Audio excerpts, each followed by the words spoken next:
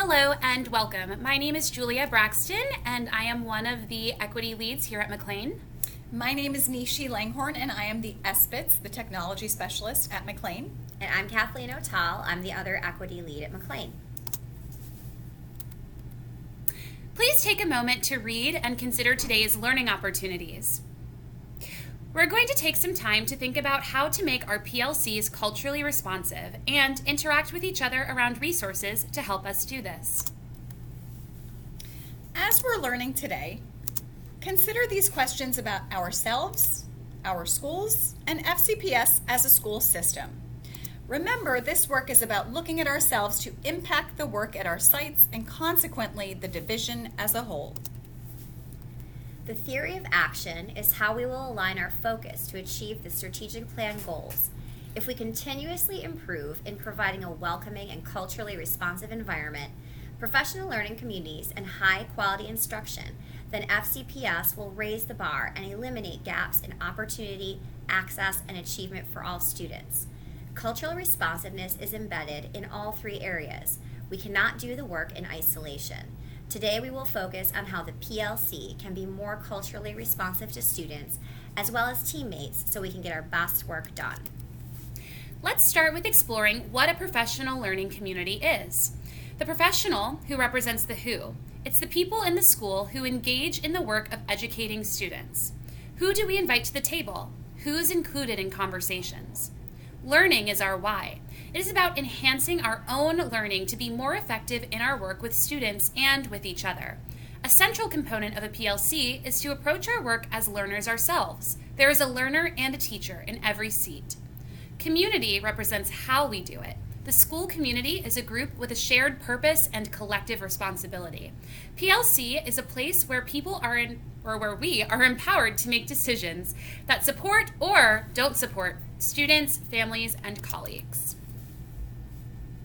I invite you to read the DeForest definition of a PLC.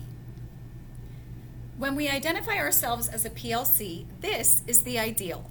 It means being committed to this work, not made to do it, but doing it considering what can be done better.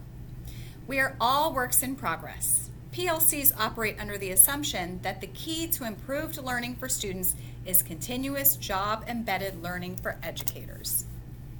To make a PLC culturally responsive, consider these areas. When we talk about communities, we have to refer to our current reality, not students, families, co-workers, or leaders that we used to have or would like to have, but those that we actually have now. The idea is to take collective responsibility to know and understand the way things are for all stakeholders and honor the diversity of thought, experience, background of the individuals present. The insights PLCs uncover about their students, their community, and themselves must shape their practices. There's a lot to consider here. What one word or phrase resonates with you? Take a minute to read this quote. We'll be considering some ways to reframe our language in the next activity.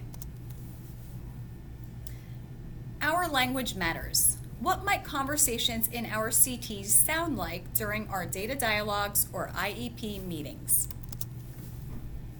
These are some of the most basic elements that provide for optimal learning.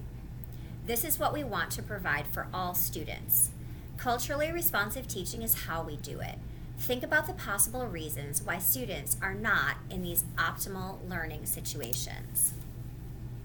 When thinking about the things students need to learn, we offer this definition. Connecting to students as people gives them agency and values their ways of being and knowing. Being culturally responsive requires a willingness to do each of these. In order to meet the changing needs of a diverse population, we have to be willing to do some things differently. As colleagues in a PLC, we lend support to one another through the process. Approaching your work with a learner's lens will help you be open to new perspectives, strategies, and structures. Continue to reflect and ask yourself the question, what more might I need to know? Take a moment and think about which of these might be easy for you and which presents the greatest challenge. We have to be flexible and willing to adapt to today's students and how they learn. Understanding the diverse needs of students will help you make the necessary adjustments to ensure that students are able to access the curriculum and apply what they have learned.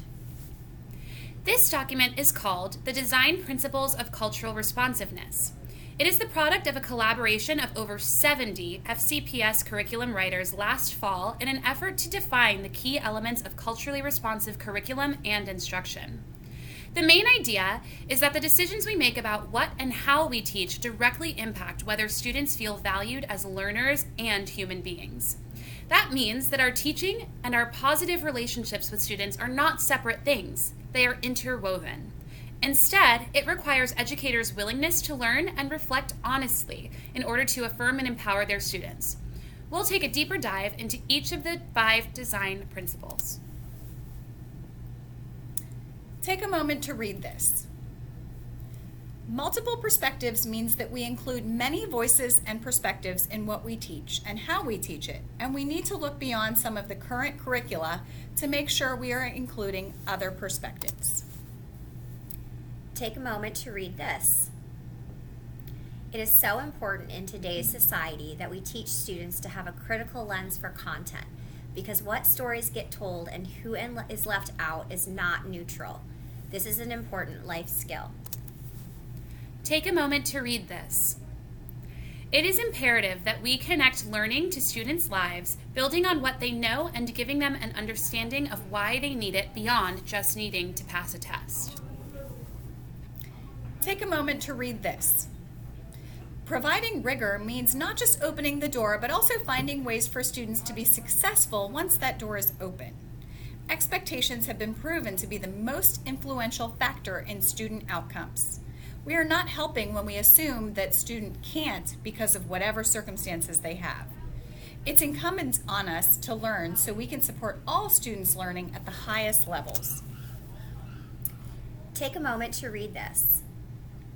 They say that no significant learning occurs without a significant relationship, and this has proven to be true.